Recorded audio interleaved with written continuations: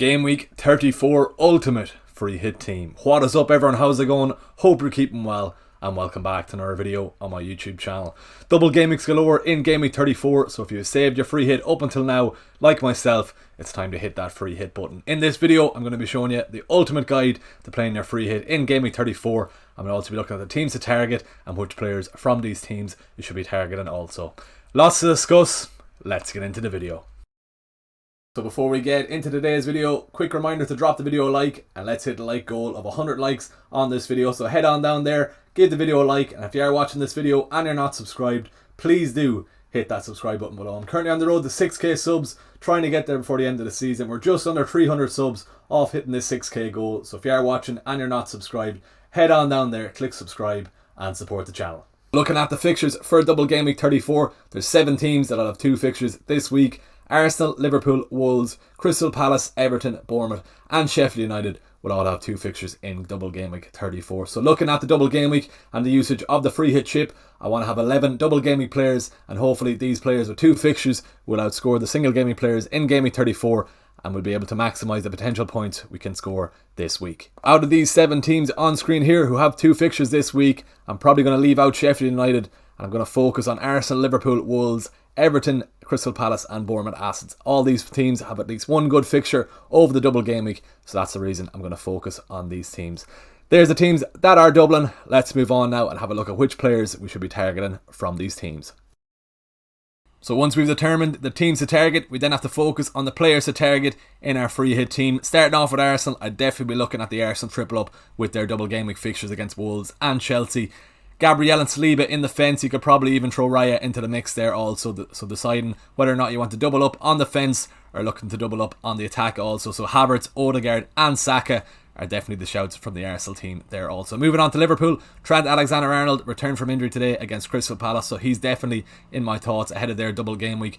Van Dijk and Trent in the fence are the options there from the Liverpool team, and then moving up the pitch you've got Mo Salah, Luis Diaz and Darwin Núñez. Jota could be in the mix there also, but let's see how they line up in the Europa League against Atalanta on Thursday, but they're my picks from those 2 teams. Crystal Palace had a shock win against Liverpool at the weekend. They look a lot more solid in the fence, so I'll be eyeing up Dean Henderson and the right back Muniz, who had a good game against Liverpool up against Luis Diaz at the weekend. Moving up the pitch, it was good to see Olise back from injury. He managed just over 60 minutes in that Liverpool game, so he's only building up his fitness ahead of the double game week. Eze scored that goal against Liverpool, so he's high up on my watch list for Crystal Palace assets, and then you've also got Mateta up front for Crystal Palace too. Another man who returned from injury at the weekend is Matheus Cunha, and he was at the double away to Nottingham Forest at the weekend, so he's going to be a very popular pick amongst FPL managers who are using a free hit chip this week. Wang Hee-chan also returned from injury and he managed 30 minutes off the bench in that same game against Nottingham Forest, so he's an outside shout of a differential. But if you want to go for Sarabia also, he's a cheap alternative to get yourself a piece of that Wolves attack, priced at 4.8 million, and he has been in decent form over the last couple of game weeks. We're still not sure who the first choice penalty taker for Wolves is at the moment. Sarabia did of course take the last one, but Sarabia, Cunha and Hwang haven't been on the same pitch at the same time, so it's going to be interesting who does take it over the double if Wolves do get a penalty. Nori finishes off the picks of our Wolves assets. He did miss out at the weekend with that calf injury he's got at the moment, but you would expect him to be back in time for the double game. He's got 2 goals and 2 assists over his last 6 games,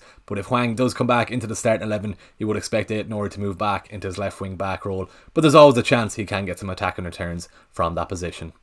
Moving on to the Everton assets then, they've got 2 home fixtures over the double game week, so I'd probably focus on getting some defensive assets. So Pickford and Branthwaite are probably the pick of the Everton assets. I've Calvert-Lewin in there on the off chance he can get something in that Nottingham Forest game. I probably wouldn't expect too much out of that Liverpool game, but he is on penalties, so there's always a chance he could get something over the double game week. Finishing off with the Bournemouth assets, I've just got Dominic Solanke listed off. He's in great form at the moment, so it'd definitely be hard to leave him out of your free hit team. Looking at Bournemouth defensive assets, they have got 2 hard fixtures, away to Wolves and away to Aston Villa, so that's the reason they aren't listed there on my players to target. So those are the players to target from the teams to target, and with my own free hit team I'm going to focus on having 11 double game week players to try and maximise the amount of points I can get over the double game week. If you're looking to have some single game week players, there's absolutely nothing wrong with that. Erling Haaland is away to Brighton. Isak and Gordon are at home to Crystal Palace. Ollie Watkins is at home to Bournemouth, and Man United are at home to Sheffield United. So if you are looking to have some of those players from those fixtures, there's absolutely nothing wrong with that. But as I said, my free hit team is going to focus on having 11 double game week players, and hopefully we can outscore those single game week players. Let's move on now and have a look at my free hit draft ahead of the game week 34 deadline.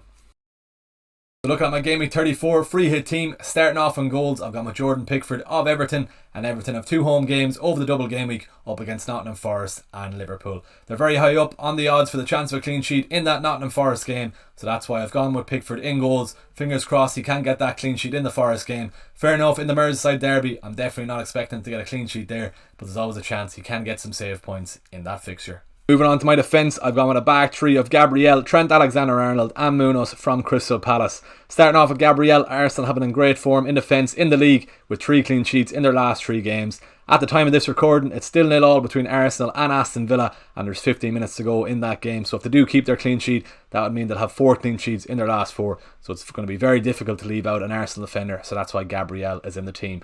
I could go with 2 Arsenal defenders. That's a decision I'm going to have to make ahead of the deadline, but for now it's just Gabriel from my Arsenal pick in defence. Trent Alexander-Arnold is up next alongside Gabriel in defence. He just returned back from injury and he played over 30 minutes in that Crystal Palace game when Conor Bradley came off injured, so good to see Trent is back just in time for the double game week. He's currently owned by only 7.9% of managers in the game, so if he does manage to start those 2 games over the double game week, he could be a massive differential, and that's why I'm looking towards Trent for that double game week. Fulham and Everton, 2 away games for Liverpool, but there's some games that Trent could easily perform well in if he does start the 2 games. If it looks like he's not going to start, I can easily just go towards Virgil van Dijk for some Liverpool defensive cover. But as I said, I'd love to have Trent as a massive differential over that double game week. Munoz from Crystal Palace completes my 3-man defence, and he's got 2 home fixtures over the double game week up against West Ham and Newcastle. Crystal Palace have looked a lot more solid over the last couple of game weeks, especially with them getting a clean sheet away to Liverpool at Anfield. I'll be eyeing up that West Ham game for the chance of a clean sheet, and hopefully Munoz can get that clean sheet in that game. Looking towards that Newcastle game, I'm probably not that confident of a clean sheet in that fixture with Newcastle in great form at the moment, but fingers crossed he can get a few returns over the double game week. That's the defence out of the way. Let's move on now and have a look at my 5-man midfield. Moving on to my midfield, I've gone with the Liverpool double up, Arsenal double up and Eze from Crystal Palace to complete my 5-man midfield. Starting off with the Liverpool assets, I've gone with Mo Salah and Luis Diaz to complete my Liverpool triple up alongside Trent Alexander-Arnold in the fence. Looking at Salah, fair enough, he hasn't been in great form over the last couple of games. A blank against Crystal Palace, a lucky penalty away to Man United, but he's a definite must in your free hit team. If you're not using your free hit chip and you have your triple captaincy available, I'd definitely be looking at Mo Salah for the triple captain this week. 2 away fixtures against Fulham and Everton. These are fixtures I can see Liverpool scoring well in. So yeah, I'm expecting a big haul from Salah this week. On to Luis Diaz as well. I prefer Luis Diaz over Darwin with Jota coming back. I'd expect Jota and Nunes to share minutes over the double game week.